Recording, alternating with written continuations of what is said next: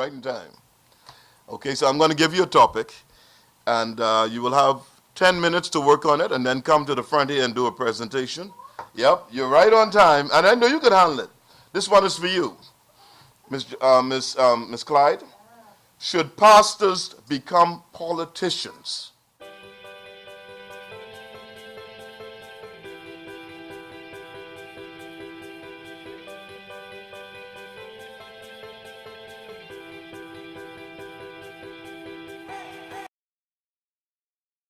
Good evening, everyone. I have the great pleasure of presenting to you tonight, speaking to you tonight on the topic, should we value our elders in society and learn from their wisdom? Um, no, I mean, in today's society, we tend to discard our seniors because the Bible always said that respect your elders. Nowadays, that we get so educated that we forget our parents and the elderly in society. We just tuck them away in homes and just forget about them, or pay, sometimes not even pay sometimes to have them look after. And today in society, you'll see also a lot of elderly people still walks the street by themselves. And with that said, but now we know where they're headed, where we're headed. We should also know where we came from. And that's based on the wisdom from the elders, because they have a wealth of knowledge that we can look after. And I always say to myself, I'm not that old and I'm not that young. But I always say how the generation changed from my time to now, because growing up, young ladies wasn't permitted to go out by themselves. Um, they wasn't permitted to wear makeup so early. I see now, just a few weeks ago, my daughter just nudged me, and a 6-year-old will wear makeup in church. You understand? And I just look at her and I said, Lord, and I look at my grand, I say, if she ever come and ask me for makeup, I'll have to knock her out. And we wonder why the children in society, they're so promiscuous or so worldly, because we don't, our generation, because we tend to skip one generation, I think, from our parents. We want it all, that the children have it easier. And because we tend to give them everything, we skip the most vital part, that we don't teach our children to value what we work so hard to give them. And I always say, if you didn't work for it, you would not appreciate it. And old people always say, hard work never killed anybody. And so a lot of wisdom is laid in our society today. We can learn, we can look around. If you go basically in the Grove area, you have a lot of people, and the elderlies are waiting for us to ask. And once you ask, you will be surprised of the information that you get from them. Sometimes when my daddy started, I used to have to tell him, come on, we ain't living that era no more, you know. You understand? He's still living, but when he was on the contract, and pounds versus dollars, I would tell him, I don't know nothing but no pounds. We still live in dollars and cents. So there's a lot of wisdom to stored in the elderly today. So, and I'm hoping that we would learn or go back just a step back in time and still do that threshold that we can put some of those things that we were taught and bring them forward in our generation, so we wouldn't lose touch with reality, because the elders always also do, they always like to say also, they love the word, and the word is the Bible. And so I agree with that, and I also stand on the word. And so one promise that we also have, and that was given to us, said that children ought to obey their parents. And once you obey your parents, your life on this earth would tend to be long. Nowadays, if you look in the obituary or you just listen to the radio, the ages of the young men that is dying out is between the age of 15 and I say 20. They even, some of them even in 30 or 25. And so what would us as Bahamian have if all our men died? You understand? So we still have to learn from their statutes. That's what I feel. And we also said, the Bible also said, we will promise 70. And I always tell people that I don't mind living 70 as long as I'm healthy and I can do for myself. Any day after, I could meet my maker. I don't have a problem with that. I'm not afraid to die, and I don't want to live as long as some people live. But 73 I think I have lived my promise. I've taken care of my parents. I've listened to them. So I'm looking forward to 10, and I'm still trying to get my children and my grand to live on the old landmark. We try to move it, but I still believe we should live on the old landmark, that we should respect our elders and learn from them, because in them live our life worth of wealth and knowledge that we can put into practice today. So with that said, I would say that the elderly are the gem of our nation, and we should try hard to get as much out of them that we can before it's too late. Because after that time, we cannot go back and get anything. And we as Bahamian always wait until somebody passes. At that time, it's too late to put into value what was done. So if we can pen now or pass on what we were taught to the young generation, the elderly in our society will live on. Thank you. Thank you so much. Give us some love. Give us some love. Thank you, Ms. Joyce. The topic I got from Mr. Finlayson is, how can we get government schools to open on time?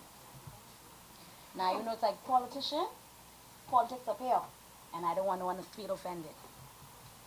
Basically, the government needs to make sure the carpenters receive their funds on time to complete the work. If the government don't prepare a check for the fellas, prepare a check, how can the fellas complete the work on time? Basically, when they do get on the job, they get disgruntled, say that I'm not getting paid first, so why should I complete the job on time? We ain't getting a check on time, so we slack on the job. So time is for the school year to complete, the job is not completed. Now our students or our kids sit in the class while the fellas complete the job, and that's not fair to us as parents to go through that.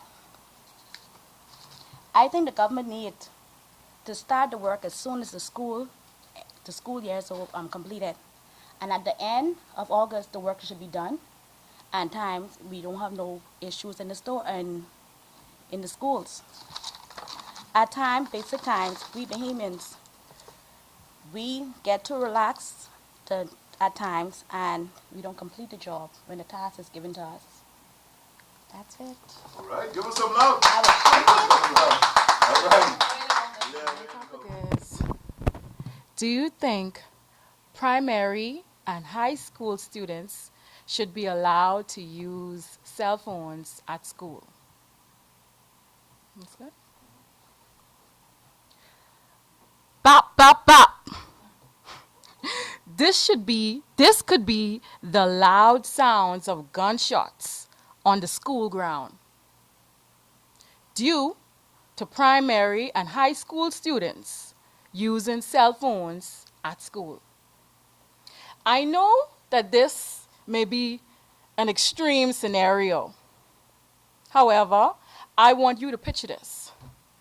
Justin is in the 12th grade at Clyde Williams High School. I made that up. He is a troubled young man. Justin is also in a gang. Justin was in an argument at school, which made him really angry. Justin called one of his boys and was like, I need you to bring me my piece. And the rest is history. Students should not be allowed to use cell phones at school. It would be a great distraction and take away from their learning.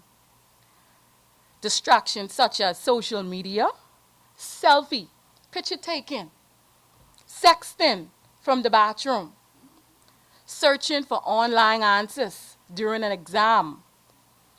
And for these reasons, no, I do not believe students should be allowed to use cell phones in school.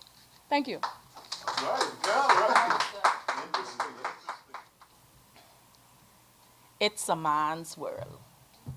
Oh, really? I am a member of the Royal Bahamas Police Force. And this evening, I stand to say that we are moving forward in a way that a female will indeed one day sit at the helm of this organization. Though some may differ, in my opinion, I stick to the belief that one day a female will be in high office. Females within the organization, we work hard, we work shifts, we work side by side our male counterparts. When we train, we do the same training. When we go on scenes, we are police officers. Class state, you're sent a complaint. You reach the complaint. You meet an armed man or female. You meet an armed male or female. They're not going to say, well, that's a woman, so I can leave her alone and I can just deal with the male. They're looking at a police officer. So why can't a female make decisions that will govern our organization?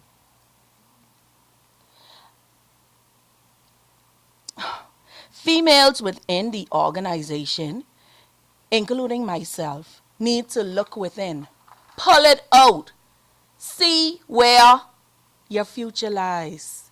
You and I have what it takes to be in charge. It's not a man's world. The songwriter said he was stopped by a lady cop. Well, tonight I wish to inform that songwriter that one day he will be stopped by a female commissioner of police. Thank you. Okay, Shanique, all right. Yes, yes. Give us some love. Give us some love. Good afternoon, everyone. My question that I received was, should doctors be allowed to prescribe contraceptives for girls under 16? Firstly, one should ask, what is contraceptives? Google defines it as a drug serving to prevent pregnancy. There are a few words in that definition that makes my mind wander. The word device makes one think that it has to be implanted or inserted. Drug makes one feel that it may be harm or become an addiction.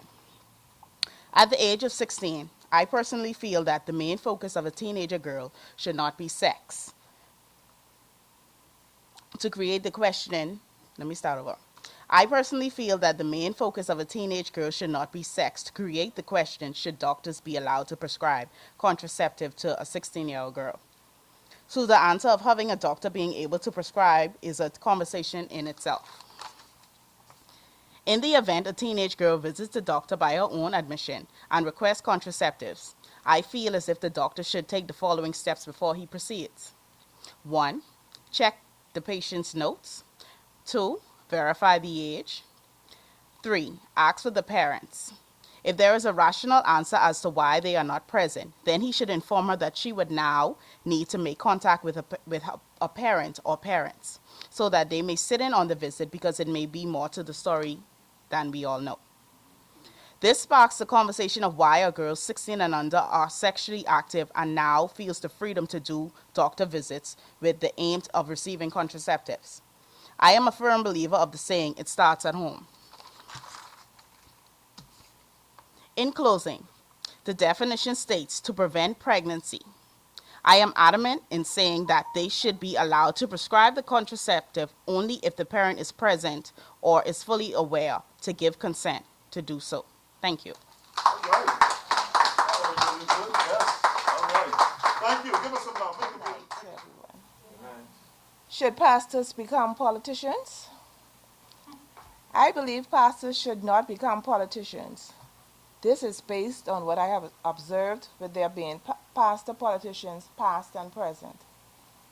Since there is a stigma that politicians are dishonest.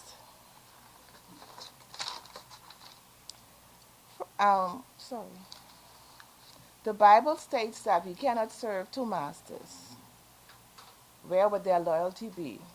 To keep their job or to speak up? Honesty. Can they be honest when dealing with public funds? Can they resist the temptation just to talk to the figures? 2, time. Will it take away from preaching the word? Will the word be watered down because of no time? 3, impartial. Can they be fair when dealing with the public? Or can they be bold enough to stand up if they are the only one who's standing against doing the wrongdoing? Also, times are changing, whereas things the church stand against are becoming the norm. For example, gambling. The Christian church believe that they should trust in God and not taking chances by gambling. Gays and lesbians. Laws are being passed in the U.S. now and shortly should be maybe the Bahamas, whereas gays and lesbians are allowed to marry. And would they be able to speak up or speak out against this? So from past experiences and observation, I think pastors should not become politicians, particularly in the Bahamas. Ooh, all right. All right. Good night, ladies and gent. I was given a topic, money can't buy happiness or love. I'm glad that I was given this topic. Maybe it was because I've had so many issues, traffic issues in getting here, so I was glad to be late to getting this topic, getting here late to get the topic. Money for me, happiness and love must come from within. And I preface that and I will forward up going on to my story.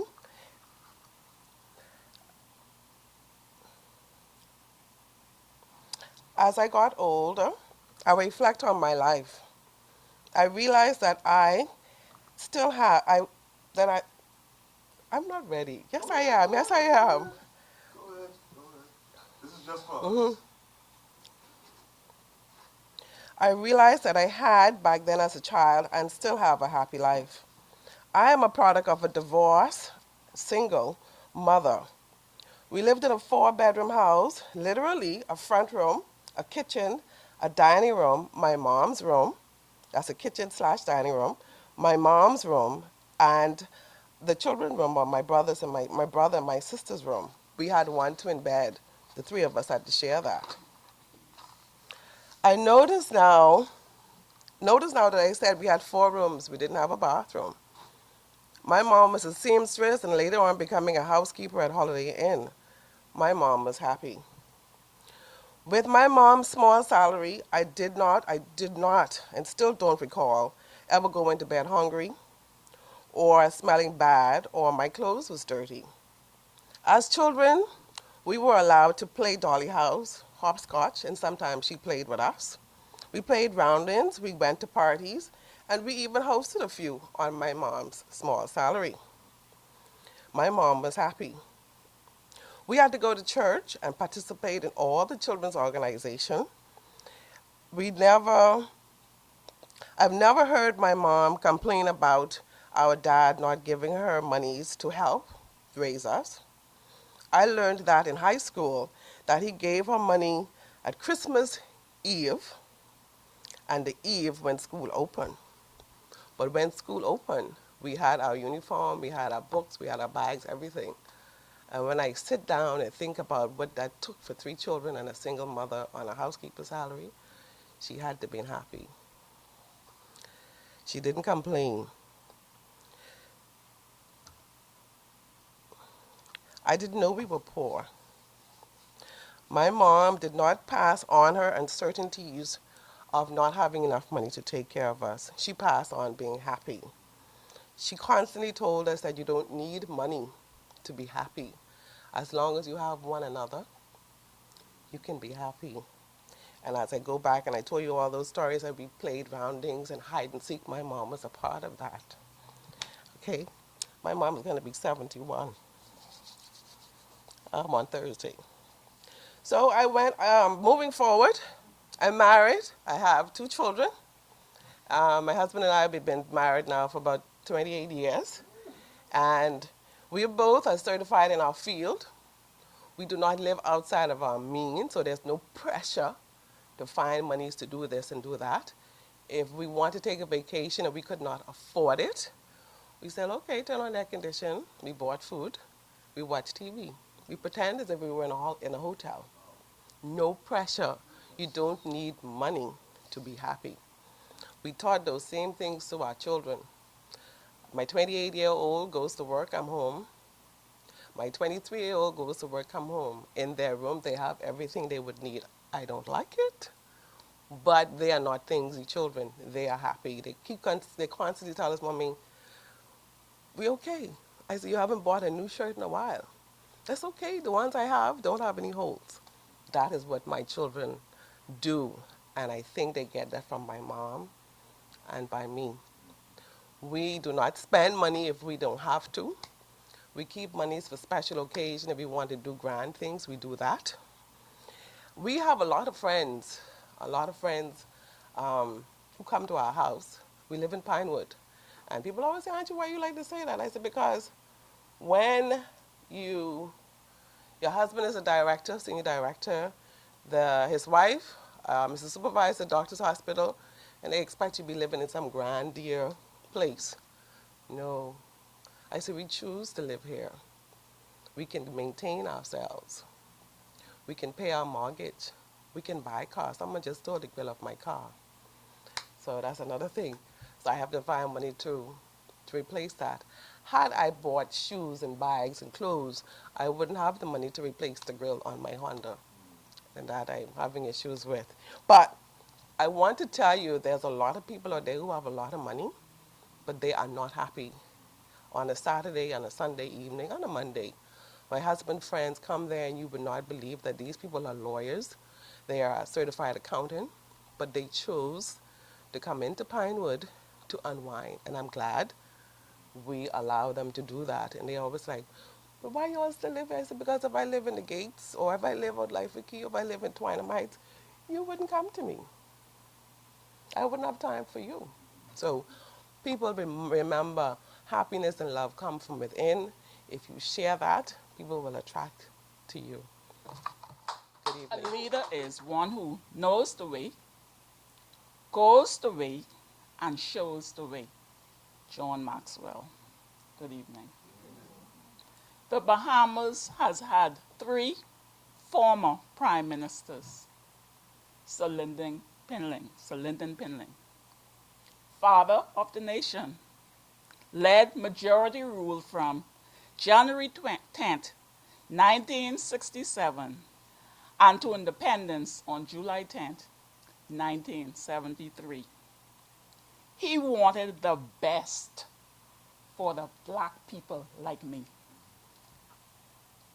Bahamians were said to be depressed, taken advantage of, and Sir Lyndon wanted us to be educated, employed in the best jobs, and live to our heart's desire in the Commonwealth of the Bahamas. Because the Bahamas belongs to us as Bahamians. If you should ask people of my father's generation, you will hear statements like this. Sir Lyndon Pinling? Child, y'all don't know. You don't know where we came from. Nobody checked for us. My dad said that many times. But Sir Lyndon, he looked out for us. He wanted to make sure we had what we needed. And Sir Lyndon brought us from down to up.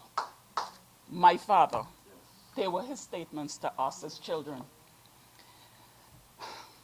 Second Prime Minister, the Honorable Hubert Ingram. Prime Minister from August 1992 to May 2002, and again from May 2007 to May 2012. Outspoken, fearless, don't care what you have to say. If it's not what he believes, he will not hear you.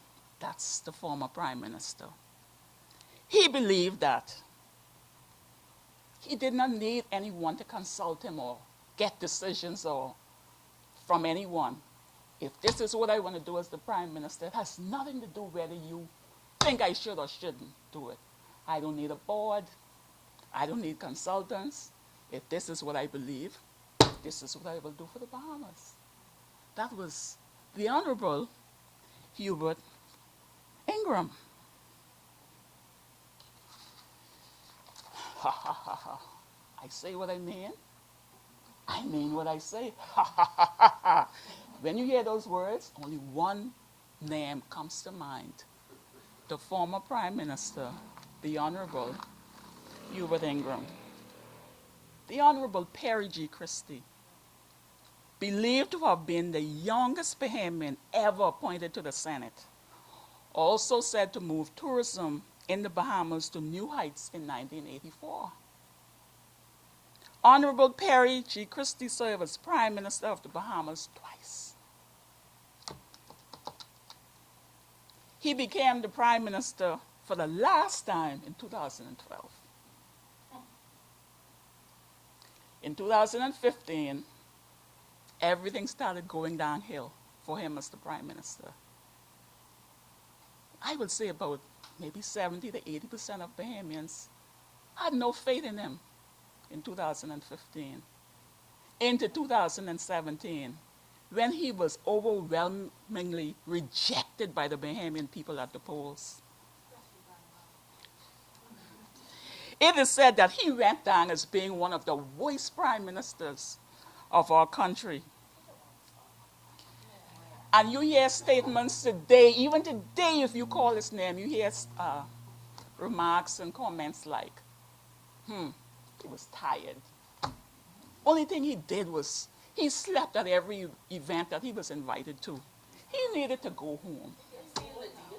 So the three prime ministers, Sir Lyndon Pinling, the Honorable Hubert Ingram, and the Honorable Perry G. Christie, they all led differently and took the Bahamas to where they thought the Bahamas needed to go.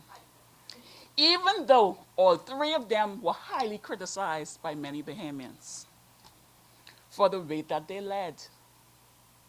And so if I am asked to sum up all three prime ministers, I would sum them up like this. I see Sir Lyndon Oscar Pinling as being the top prime minister in my view. You asked me to present, and so this is my opinion. So from 1 to 10, I will give him a 9. The Honorable Hubert Ingram, I will give him a 7. The Honorable Perry G. Christie, I see him as being one of the weakest prime minister who, as a leader, sometimes you have to go beyond the talks of people or what people have to say. As a leader, sometimes you have to just take those voices out of your head and lead. And he was one who he consulted everybody, I guess even the cat and the dogs on the street. He would have consulted them and asked their opinion on how to take the Bahamas forward. My opinion. Okay, and so for the Honorable Perry G. Christie, I will give him a 5 out of 10. 3 prime ministers led differently in their own way, and you know what? Tonight I celebrate all 3 of them. Thank you. Give us some love. Give us some love.